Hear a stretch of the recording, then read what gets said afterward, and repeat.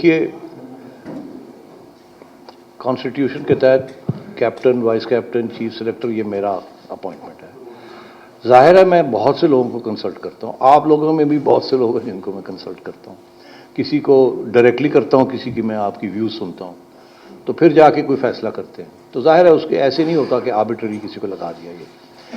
اب بات یہ ہے کہ میں Shahid is a very dear friend and also one of our greatest players ever.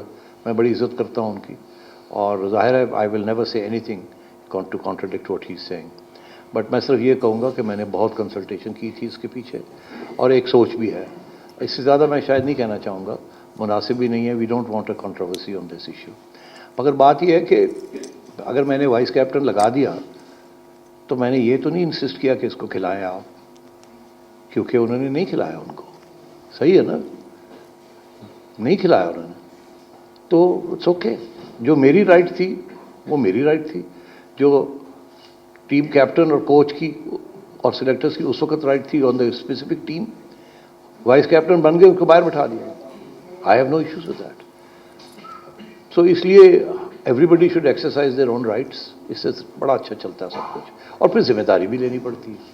تو اب گوئنگ فارورڈ آپ نے بابر کی بات کی. Again I mean you know possibly one of the greatest batsman in history Babar Azam. تو اس سے زیادہ اس کا پیار اور عزت اس کے ساتھ کون کر سکتا ہے جتنی ہم سب کرتے ہیں. مگر آپ لوگوں کے اندر سے ہی یہ بات چلی, اور کرکٹرز کے اندر سے بھی یہ بات چلی کہ کیا is he the right man for the right job in all 3 formats. یہ میں تو یہ اس قسم کی سوچ بھی نہیں سکتا. یہ ایکسپرٹیز چاہیے. آپ میں سے بہت سے لوگ ہیں جو فالو کرتے ہیں, جن کی بڑی اچھی امپورٹنٹ رائے ہے, اور اس طریقے سے اور بھی کرکٹرز بھی ہیں اور بھی سلیکٹرز بھی ہیں. ہر کی اپنی اپنی رائے ہے. تو میں یہ سمجھتا ہوں کہ اس وقت یہ پری میچور ہے کہ ہم اس چیز کے اوپر زیادہ بات کریں. جب وقت آئے گا تو پھر دیکھا جائے گا. اب آگے نیوزی لینڈ کی سیریز آ رہی ہے, سلیکٹر ایک آ گیا ہے, اور اس وقت تک آئی تھنک باقی 2-3 جو سلیکٹرز آنے ہیں وہ بھی آ جائیں گے. And then I will seek their guidance. I will also seek everybody else's guidance. تو میں نہیں سمجھتا کہ دیر از اینی تھریٹ اور pressure on Babar. We want him to play full throttle, and انشاءاللہ we will support him at every level. Sethi صاحب, آپ نے پچھلے دور میں اپنے اسپاٹ فکسنگ کے حوالے سے بڑا کلیئر سٹانس لیا تھا کہ جن پلیئر نے سزا پوری کر لی ہے ان کو واپس کھیلنا چاہیے. لیکن ابھی جو ریسنٹلی چیف سلیکٹر تھے شاہد افریدی, انہوں نے یہ کیٹیگوریکلی کہا کہ جو 3 میچز کھیل بھی چکا ہے, سب پلیئر جو کہ سزا مکمل کر کے 3 انٹرنیشنل میچز کھیل چکا ہے, اس کو گرین سگنل نہیں ملا آپ کی طرف سے.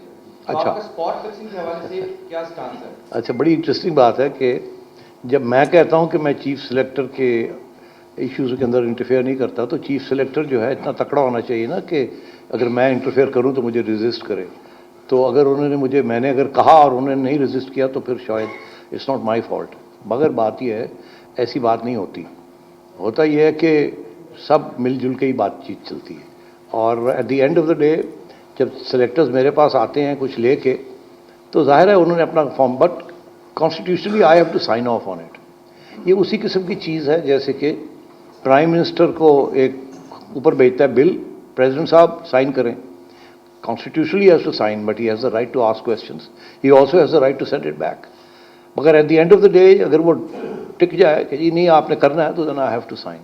تو میں یہ سمجھتا ہوں کہ یہ کنسلٹیشن چلتی رہتی ہے, اور اچھی چلتی رہتی ہے, اور گیو اینڈ ٹیک ہوتی ہے. اور میں technically I will never interfere. Technically, I will never interfere in team selection, but at the same time, I hear all your voices. I hear many technical experts saying something different.